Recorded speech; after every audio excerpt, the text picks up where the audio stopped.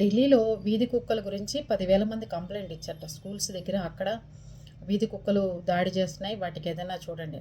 Court తీర్పు ఇచ్చింది. వెంటనే కుక్కలందరినీ తీసుకొచ్చేసి ఏదో ఒకటి చేయమని ఆర్డర్ వేసింది. అప్పుడు 50,000 మంది వాట్సాప్ గ్రూపుల ద్వారా, ఫోన్ల ద్వారా, మెయిల్స్ రూపంలో, లెటర్స్ రూపంలో డైరెక్ట్ కోర్టుకి వెళ్ళి కుక్కల్ని రక్షించండి, ఏదైతే మీరు తీర్పు ఇచ్చారో ఆ తీర్పుని మళ్ళీ ఇంకోసారి దాన్ని సరిచేయండి అని చెప్పి వెళ్ళారట. అదే పరిస్థితులు. కుక్కలు ఉన్న చోట కూడా పిల్లల్ని వెళ్ళి కుక్కల్ని తన్నటం కానీ చేయటం కానీ లేకుండా వాటికి సమానంగా ఆహారం అందించే విధంగా ఉంటే అవి ఎవరి మీద దాడి చేసే లక్షణాలు కోల్పోతాయి. కడుపు నిండింది అనుకోండి, ఎక్కడికొకటికి వెళ్ళి పడుకుంటుంది.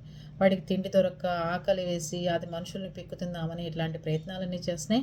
కొంచెం అలా కనపడ్డప్పుడు అప్పుడప్పుడు ఒక బ్రెడ్, ఒక బిస్కెట్లు ఏవో ఒకటి వేస్తూ ఉంటే అవి కూడా మనుషులతో పాటు ఉంటాయి. అవి దగ్గర రాగానే అయిపో అని కాలుతో తంతం సర్వసాధారణమైన విషయం.